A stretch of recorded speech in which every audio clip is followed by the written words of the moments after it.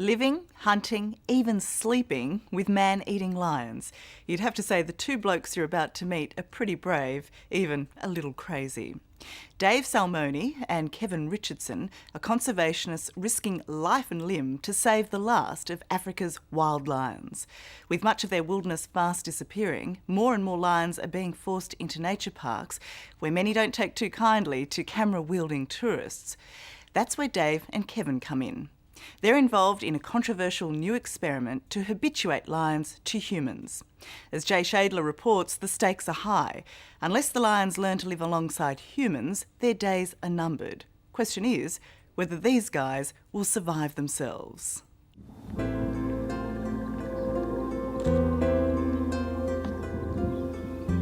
In the midday heat, a pride of lions nap under a rose tree. But look and listen closely.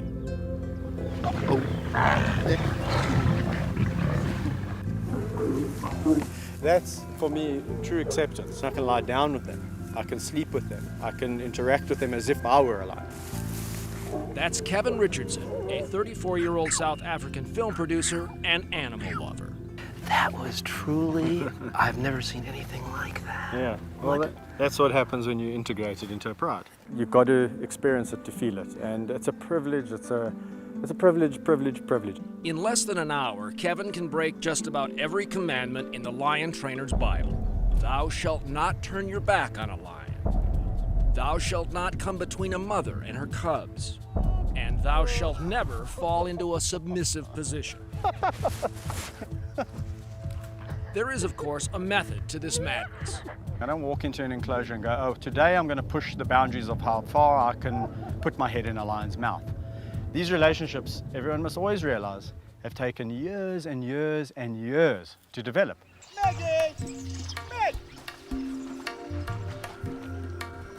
It was probably pretty selfish in the beginning. It was all about me. What could I gain from it? But I soon realized that they were gaining from it too. Napoli. What they're gaining is an advocate. Though they are not wild animals, Kevin's notoriety has given him a platform to publicize the grave extinction threat now facing all of Africa's lions. Numbers have dropped in the past decade up to 75%. That's a staggering amount. I think the greater world does think of Africa as this big open landscape, and it's not. Humans are encroaching and animal territories are getting smaller and more defined. Kevin believes documenting his extraordinary encounters with lions can inspire public empathy for the big cats. Squishy, squishy. Which leads us out of South Africa, northwest into Namibia. Here, the land and the lions are still wild. Hey! Another man has begun a dangerous experiment to keep them that way. These are definitely the most aggressive lions I've ever been around. These lions were marked for destruction because they were escaping and hunting people, so people were hunting them. Dave Salmoni is a zoologist, big cat trainer, and a host for Animal Planet.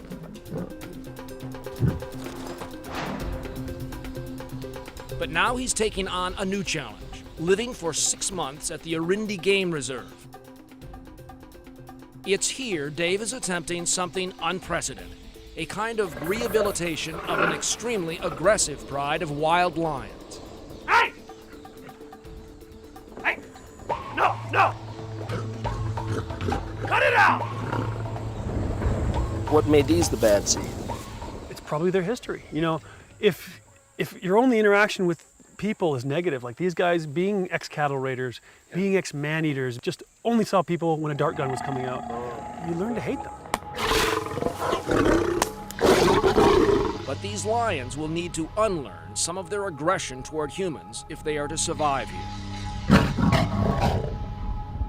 Orindi, you see, like an increasing number of African parks, supports its wondrous diversity of wildlife and habitat through ecotourism. But if every encounter with a human turns into an attack, Stop! Orindi fails and the lions die. That's where Dave comes in. Hey! And all of this is paid for by people coming to see you. So, hey, you know what? Tough love, baby. It's coming. And it's coming in the face of me. Dave is essentially going to try to embed himself with this pride, getting closer on foot than anyone ever has, and getting to know these lions as family. Top of the pride is Brutus. He's the big dominant male. His brother is Otis. Cleo is what I would consider the dominant female of the pride. How old is she? I would say she's similar to age to the boys. You know, anywhere from 12 to 14-ish. Dave is testing the limits, trying to get closer with every encounter. Hey, buddy. What you think? You a good boy?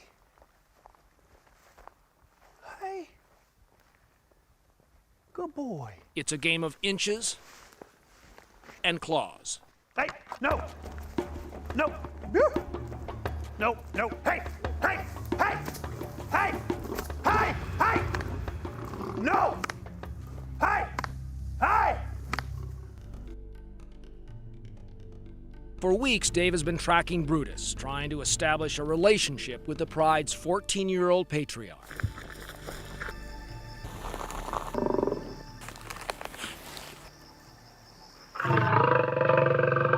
All right, hey! Cut it out! That's enough! Forget it! All right, hey! Cut it out! Get out of here! In an instant, Dave's confidence shows signs of crumbling. Forget it! Hey! Forget it! Get out of here! I do have an ego, and I do think I'm intelligent enough to figure these guys out. But at that point, I was doubting myself. I was like, maybe I can't. Maybe these lions just don't like people. After weeks of trying to approach the lions without triggering a full-on charge, Dave seems defeated. I had one more idea, and that was just changing the way I walked, backwards instead of forwards. And he would start not with Brutus, but with the dominant female, Cleo. Hey!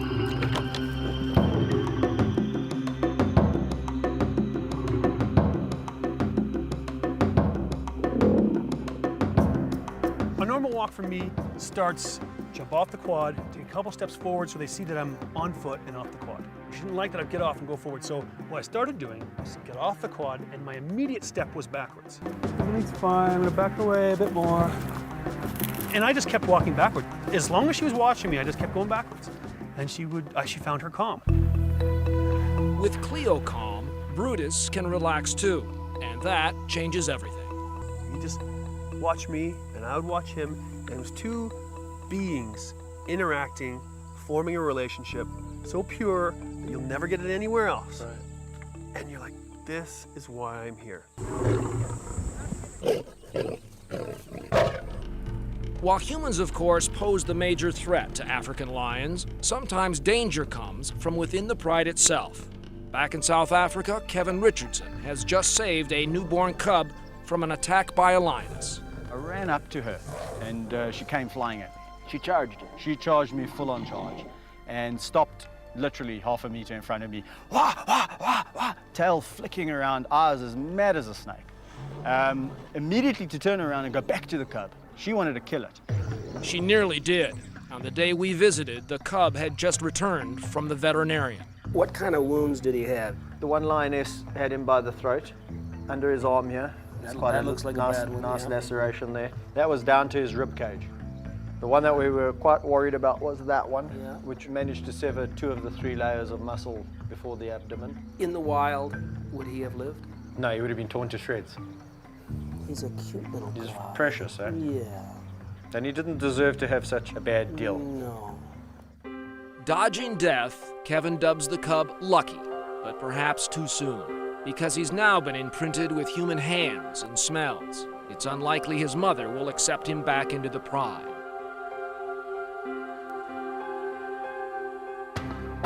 After driving back to the sanctuary, Kevin brings Lucky to an enclosure where his mom has been isolated.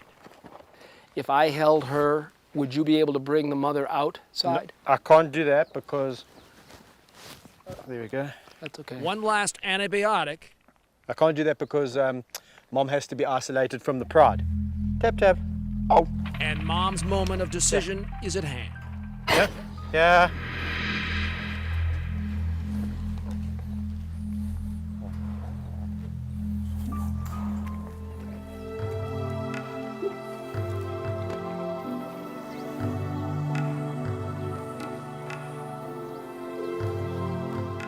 Total acceptance. You see how mild she was with me? Yeah. But when she realized that I was giving her the cub, then she was fine. Sometimes you get lucky. Do you feel confident that she's going to accept her now? Completely. There we go. Leave Mom to it. Congratulations. Well done.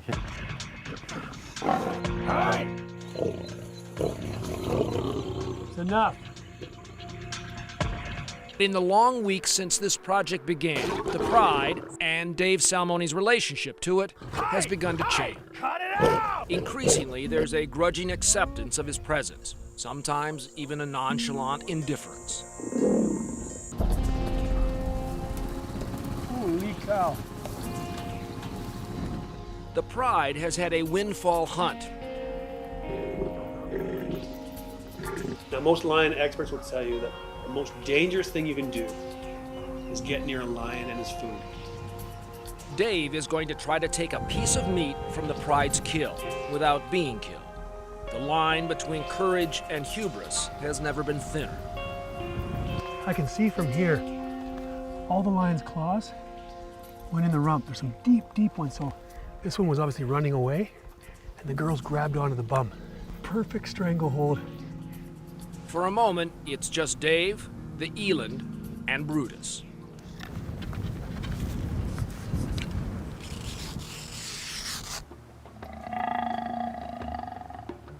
When Brutus stood up and I was on that eland carcass, that's a heart-stopping moment. Backing away, backing away. That's okay, buddy. I know you didn't do anything aggressive. I'm just gonna leave.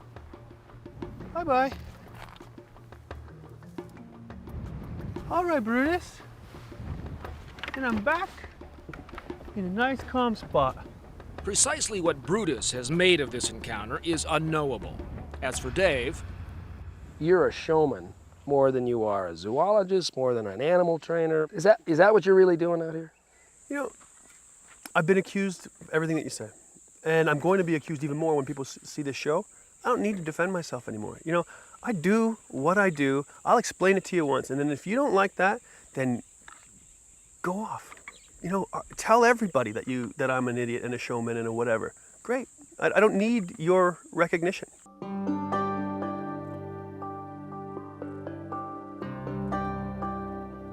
I don't want to teach these lions for the rest of their lives to accept people into their pride like me. I just want them to be less dangerous.